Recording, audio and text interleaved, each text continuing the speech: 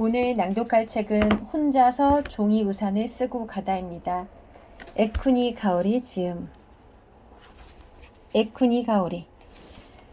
1964년 도쿄에서 태어난 에쿠니 가오리는 청아한 문체와 세련된 감성화법으로 사랑받는 작가이다.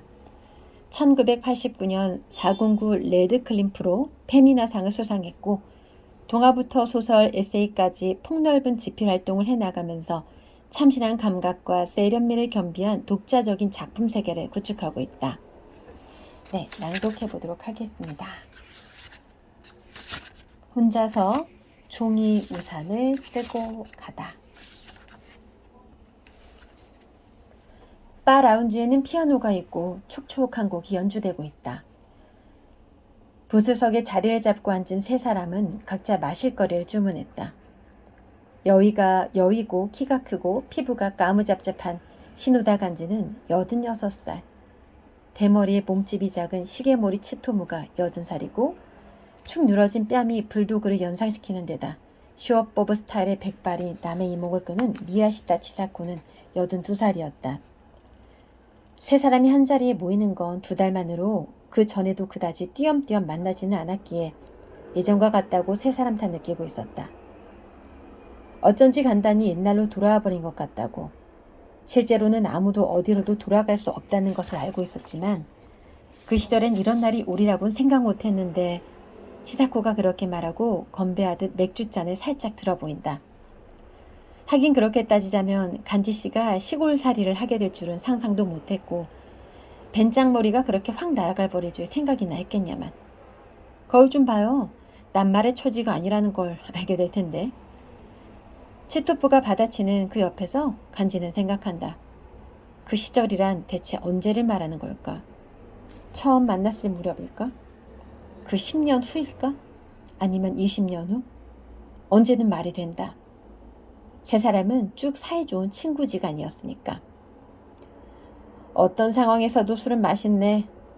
물에 희석한 위스키를 홀짝홀짝 마시며 치토무가 희죽 웃어 보인다. 술만큼은 나를 배신한 적이 없어요. 나는 하고 입 밖에 내진 않고 치사코는 생각했다. 나는 개인에게만은 배신당한 적이 없다고. 오늘 세 사람이 모인 곳은 도쿄역에서 가까운 호텔의 로비이다. 주로 신칸센 편으로 오는 시도나 간지의 편의를 고려해서 정한 장소였지만 간다 출신인 미야시타 치사코에게는 옛날부터 익숙한 지역이고 한때나마 긴자에서 일하며 주변을 놀이터 삼았던 시계머리 치토무에게도 나름 그리운 장소라고 할 수 있었다. 맨 먼저 도착한 사람은 간지였다. 체크인을 마치고 일단 객실로 올라갔는데 세면실을 사용하고 나니 달리 할 일도 없어서 약속 시간보다 조금 일렀지만 로비로 내려왔다. 그러자 거기에 치토무가 와 있었다. 셈이 치여서 거리며 로비며 사람들로 부쩍였지만 두 사람은 서로를 금방 알아보았다. 두 사람에게는 그게 뭔가 결정적인 일인 양 느껴졌다. 상대를 찾자가 눈에 들어온 것이 아니라 찾기 전부터 자연스레 눈에 들어왔다. 마치 자신들과 그 이외의 인간들이 이미 확실하게 갈라져 있는 듯한 느낌이었다. 약속한 5시보다 15분 늦게 도착한 미야시타 치사코도 오랜 두 친구를 금세 알아보았다. 커다란 꽃이 장식된 받침대 앞에 무료한 듯이 나란히 선 두 남자가 눈에 들어왔을 때 말쑥하다라는 생각에 치사코는 기뻤다. 치사코가 생각하기에 중요한 것은 그거였다. 말쑥한 것. 게다가 두 남자의 얼굴에는 역사가 새겨있고 품위와 지성과 좋은 성품이 배어나왔다. 적어도 치사코에게는 그리 보였고 빨려가는 듯이 달려왔다. 뛰지 않아도 돼. 뛰지 않아도 라는 것이 치토무의 머릿속에 떠오른 생각이었고 짐이 있나? 라는 것이 간지의 머릿속에 떠오른 생각이었다. 치사코가 핸드백이라 하기엔 너무 큰 가방을 들고 있었기 때문이다. 하지만 이내 다시 생각했다. 짐이 있어서 나쁠 이유도 없다고. 늦어서 미안해요. 어디 좀 잠깐 들렀다 오느라. 치사코는 그렇게 말하고 따뜻하네 하는 하면서 그 자리에서 바로 코트를 벗었다. 빨간 스웨트에 검정 스커트. 간지도 치토무도 그 눈에 띄는 복장을 보며 치사코다운 선택이라고 생각했지만 둘 다 입 밖에 내진 않았다. 치사코 또한 두 남자의 복장을 재빨리 훑어보았다. 오늘 일하는 나를 위한 옷, 치토무는 양복의 중절모, 간지는 스웨터에 큐드로의 바지. 어느 쪽이나 치사코가 익히 잘하는 그들의 복장이었다. 세 사람은 1950년대 말에 처음 만났다. 미술 관련 서적을 다루는 작은 출판사에 먼저 간지가 몇 년 늦게 치사코와 치토무가 입사했던 것.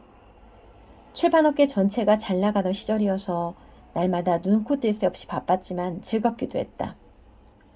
세 사람은 죽이 잘 맞아서 공부 모임이라 칭하며 연극이니 영화니 콘서트를 보러 다니기도 하고 술잔을 기울이며 뜨겁게 예술론을 벌이기도 했다. 세 사람 사이에는 치토무가 이직해도 간지가 이직해도 변함이 없었다.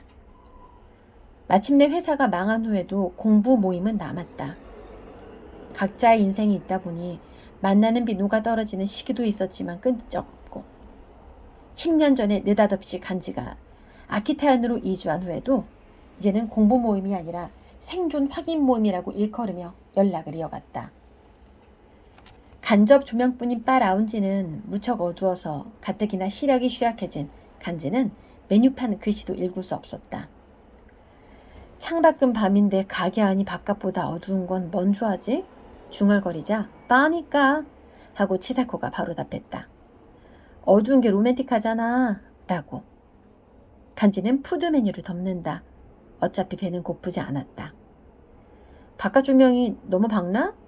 스스로 묻고 대답하는 모양새로 다시 중얼거리자 예쁘잖아 반짝반짝하는 게 하면서 치사코가 싱긋 미소 짓는다.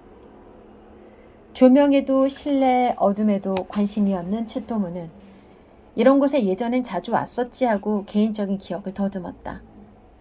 나 이 곡 되게 좋아하는데. 치사코가 말하고 피아니스트가 연주하는 나이트 앤 데이에 맞춰 조그맣게 가사를 흥얼거렸다.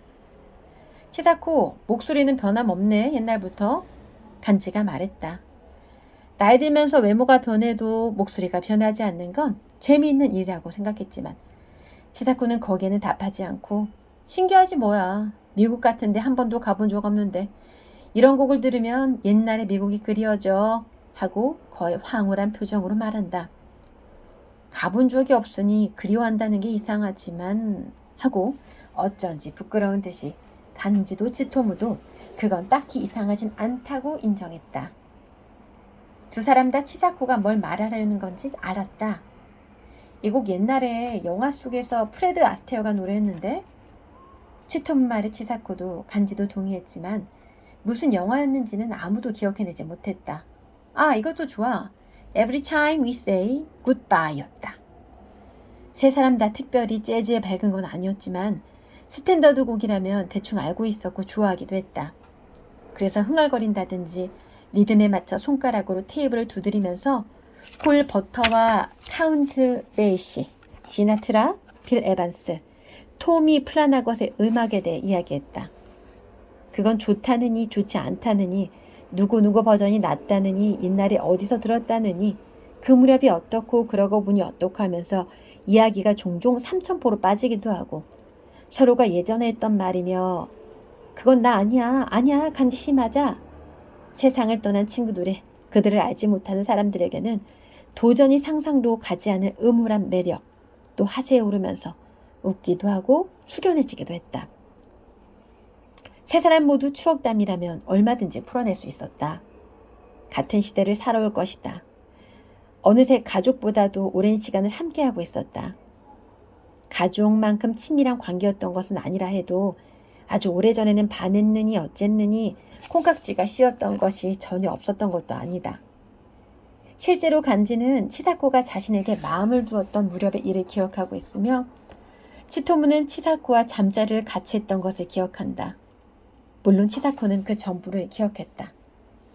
자, 뭐 좀 먹읍시다. 치토무가 말하고 한 손을 들어 웨이터를 불렀다. 아 싫다. 진짜 하나도 안 배네. 메뉴판에 펼친 치사코가 말했다. 그렇지? 간지가 웃으며 치사코의 무릎을 툭 쳤다.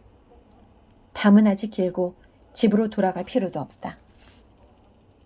방은 하나밖에 잡지 않았지만 오늘 밤 세 사람에게는 그걸로 충분했다.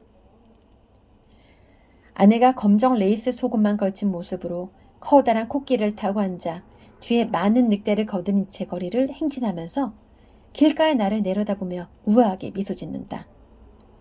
그와 같은 기묘한 꿈을 꾸고 눈을 뜨자 곁에 아내의 모습은 없고 시트와 베개만 놓여 있었다. 창밖은 이미 해가 떠올라 밝다. 아내는 거실에 있었다. 제대로 옷을 갈아입고서 스마트폰 화면을 들여다보고 있었다. 잘 잤어? 새해 복 많이 받아. 지난밤 날짜가 바뀐 순간에 TV를 보면서 건배하고 새해 인사도 입에 올렸지만 더욱 확실히 다지기 위해 다시 한번 말했다. 맥주 사오래 엄마가. 인사를 깨끗이 생략하고 아내는 말했다. 그리고 마치 증거를 보일 필요가 있다는 듯이 날 향해 스마트폰을 들어 보인다. 알았어, 그럼 사가자. 나는 대답했다. 샤워를 하고 연합장을 읽고 나서 집을 나섰다. 먹고도 남을 만큼 많은 양의 점심 식사가 준비되어 있다는 걸 아는 터라 아침은 걸렀다. 맑고 조용한 주택가를 걷는다. 우리가 사는 맨션에서부터 아내의 친정까지는 걸어서 15분 거리다. 이 집 저 집 문 앞에 세워둔 장식 소나무며 입구에 걸어둔 귤 장식들을 바라보며 걸었다. 오늘 아침 이상한 꿈을 꿨는데 말이야. 걸으면서 나는 아내에게 말했다. 내가 생각해도 왜 그랬는지 잘은 모르겠지만 아내가 속옷 차림이었던 것은 빼고 코끼리를 타고 있었던 거며 우아하게 미소 지었던 것. 나 자신은 길가에 서 있었던 것 등 기억나는 한 자세히 설명했다. 직업병. 재미있어 할 줄 알았는데 아내의 반응은 그 한마디가 다였다. 내 직업은 아닌 게 아니라 수의사이다. 하지만 내가 근무하는 병원에 코끼리며 늑대를 들인 적은 물론 없다. 하늘 파랗네.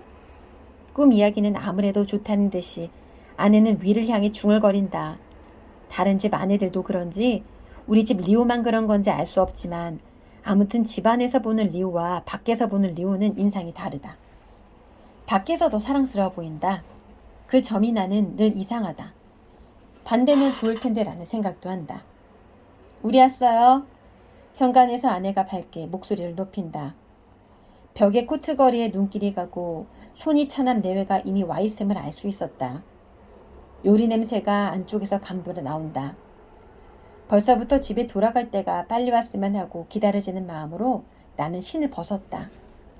처가 식구들에게 섞여드는 일쯤은 아무것도 아니다. 모두 선량한 사람들이다. 다만 가족이니 친족이니 하는 것이 나는 원래 어색하다.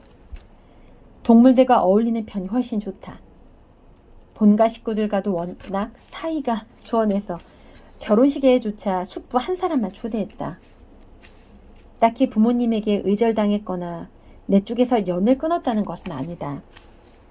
그러기 전에 이미 우리 가족은 와해되고 말았다. 새해 인사, 장인의 환영의 표시인 팔 두드리기, 벗은 외투를 받아 들려고 내미는 장모의 손, 맥주를 냉장고에 넣으러 가는 처남댁의 타이츠에 감싸인 가는 다리, 병원에 이끌려오는 개나 고양이의 심정이 피부에 와닿는다.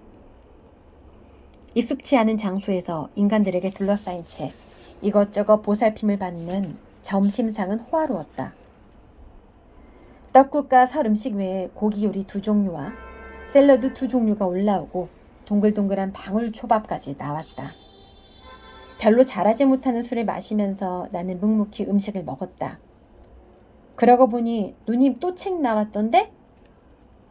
장모가 불쑥 말했다. 그렇습니까? 누나하고는 10년 넘게 얼굴을 못 봤고 그럭저럭 이름이 알려진 작가인 듯한 누나의 저서도 나는 읽어본 적이 없다. 신문에 광고가 났더라고. 얼굴 사진까지 넣어서. 네, 나는 짧게 대답했다. 식사를 마치고 장인이 TV를 켜자 갑자기 끔찍한 뉴스 속보가 자막으로 흘러나왔다. 도내 호텔에서 노인 셋이 엽총으로 자살했다는 내용이었다. 네, 오늘은 혼자서 종이 우산을 쓰고 가다의 일부를 낭독해 보았는데요.